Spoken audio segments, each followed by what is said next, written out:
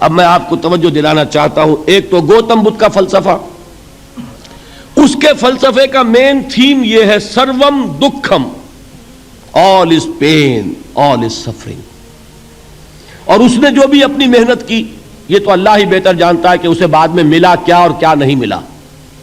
ایک بات آپ سے عرض کر دوں، گوتم بدھ کے بارے میں ایک بہت جید عالم میرے نزدیک بر صغیر پاک و ہند کے علماء میں، جو اس صدی کے علماء ہیں، ان میں ان کا بہت اونچا مقام ہے، مولانا مناظر احسن گیلانی رحمۃ اللہ علیہ.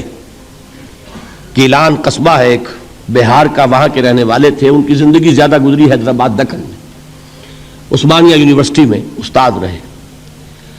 انہوں نے گوتم بدھ کے بارے میں یہ لکھا ہے کہ میرا یہ گمان ہے کہ وہ بھی اللہ کے نبی تھے، اور اس کی دلیل دی ہے. قرآن مجید میں ایک رسول کا ذکر آتا ہے، ذوالکفل، اور یہ ذوالکفل وہ ہے جس کے بارے میں ہمیں کچھ پتہ نہیں. قرآن مجید میں بھی ایک جگہ ذکر آیا ہے.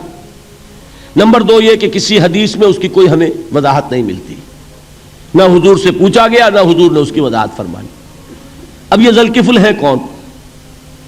تورات میں جو نبیوں کے نام آتے ہیں ان میں سے کسی نبی کا نام ذوالکفل کے آس پاس نہیں بنتا کہ یہ سمجھا جائے کہ یہ اس نام کی بگڑی ہوئی یا بدلی ہوئی شکل بن گئی ہے. تو انہوں نے جو کہا ہے وہ بات وزنی معلوم ہوتی ہے اس اعتبار سے کہ کپل وستو، کپل پے جو ہے وہ عربی میں ہے نہیں، وہ فے بنتی ہے. تو ذوالکفل کے معنی کفل والا، اور یہ کفل جو ہے کپل، کپل والا، جس کو ہم کہتے ہیں کپل وستو کا شہزادہ. تو انہوں نے یہ کہا ہے کہ گوتم بدھ کے بارے میں یہ خیال، یہ میں عرض کر دوں کہ اس کو ہم یقین سے نہیں کہہ سکتے، یہ ان کا گمان ہے، خیال ہے، واللہ عالم کہیں گے ہم، لیکن امکان ضرور موجود ہے. قرآن کہتا ہے وَلِكُلِّ قَوْمٍ ہَادٍ، ہم نے ہر قوم میں ہادی بھیجے. وَإِن مِّن قَرْيَةٍ إِلَّا خَلَا فِيهَا نَذِيرٌ، کوئی بستی ایسی نہیں دنیا میں جس میں کوئی نہ کوئی خبردار کرنے والا نہ آیا ہو.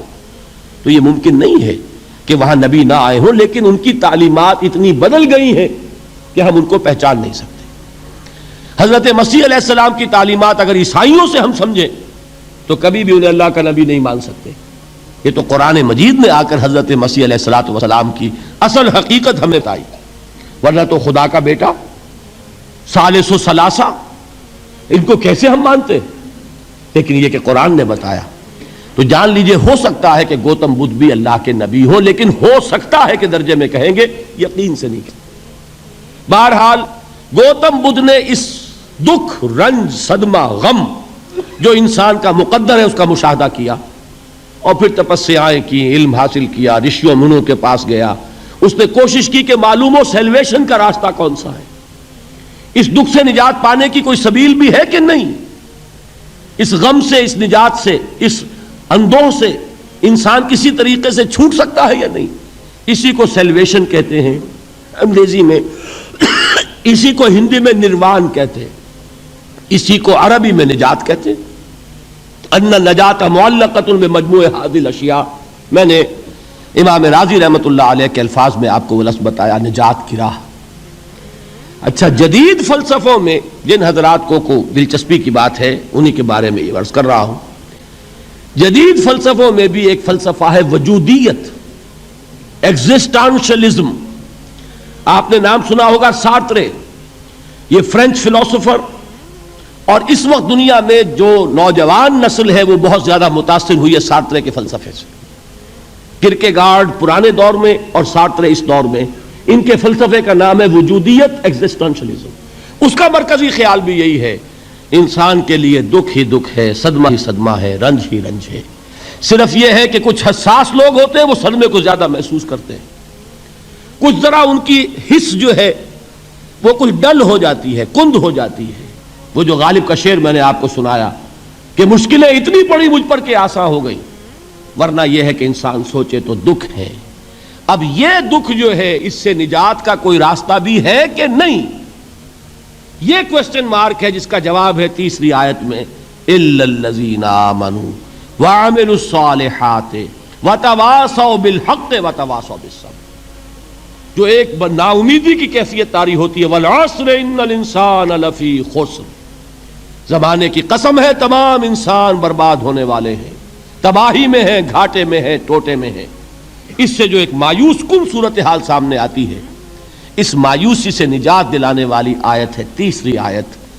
ایک راستہ ہے، یہ امید کی کرن ہے، تباہی سے بچ سکتے ہو، ابدی بربادی وہ بربادی۔ یہاں تو یہ ہے کہ ہم نے مشقتیں اٹھا لیں، فاقے جھیل لیے، تکلیفیں برداشت کر لیں، صدمے برداشت کر لیے، لیکن موت آئی، اس کا خاتمہ ہو گیا۔ لیکن اس کے بعد اگر خدا نہ خواستہ جہنم میں جھونک دیے گئے، وہ ابد الآباد تک کی، وہ ہمیشہ کی جلن۔ قرآن کہتا ہے کہ اگر ایک کھال جل جائے گی، جھلس جائے گی، اللہ اور کھال دے دے گا۔ دیکھیے یہ بھی جدید دور میں آپ کو معلوم ہوگا، بورس بکائی نے جو کتاب لکھی ہے، دی فرینچ سرجن، اس نے ثابت کیا ہے کہ قرآن مجید نے جتنے نیچرل فینومینا کا حوالہ دیا ہے وہ بالکل سائنس کے مطابق ہے۔ آج ہمیں یہ معلوم ہے کہ حس جو ہے وہ صرف کھال میں ہوتی ہے، کھال حساس ہوتی ہے، کھال اتر جائے نیچے جو ہے گوشت جلے گا، آپ کو تکلیف نہیں ہوگی۔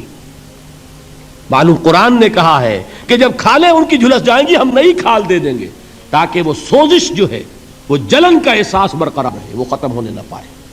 حالانکہ اس کی ضرورت نہیں ہے، اگر اندر کا گوشت بھی حس والا ہوتا تو پھر کھال دوبارہ عطا کرنے کی ضرورت نہیں ہے، گوشت جلے گا، اس سے بھی جلن کا اور سوزش کا احساس ہو جائے گا۔ لیکن قرآن کہتا ہے کہ نہیں، کلما نضجت جلودہم بدلنا لہم جلودا غیرہا، جب ان کی کھالیں جھلس جائیں گی، جل جائیں گی، ہم ان کی کھالیں بدل دیں گے تاکہ وہ سوزش برقرار رہے۔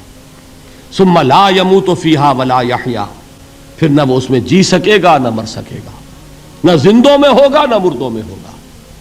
موت کو پکارے گا، کاش کہ موت آ جائے جو مجھے اس مشقت سے اور مشکل سے چھٹکارا دلا دے۔ وہ موت جس سے اس وقت ہم بھاگتے ہیں، اگر خدا نہ خواستہ اس جہنم میں جھونکے گئے تو پھر موت کو پکاریں گے اور موت نہیں آئے گی۔ اس عذاب سے، اس ابدی ناکامی سے، اس خسران سے، اس ابدی ہلاکت سے بچنے کا کوئی راستہ ہے؟ وہ جو میدان حشر میں پکاریں گے لوگ، این المفر، کوئی جائے فرار ہے، کوئی جائے پناہ ہے؟ وہ جائے فرار، وہ جائے پناہ اس دنیا میں اللہ نے ہمیں عطا فرمائی، اسی کا نام صراط مستقیم ہے۔ الا الذین آمنوا وعملوا الصالحات وتواصوا بالحق وتواصوا بالصبر۔ ایک راستہ ہے، اس کے یہ چار نشان ہائے راہ ہے، سنگ ہائے میل ہے۔ پہلا ایمان، دوسرا عمل صالح، تیسرا تواصی بالحق، چوتھا تواصی بالصبر۔ اس صراط مستقیم پر بچو گے، نروان حاصل ہو جائے گا، نجات حاصل ہو جائے گی، کامیابی سے ہمکنار ہو جاؤ گے، اس ابدی خسران سے نجات پا جاؤ گے۔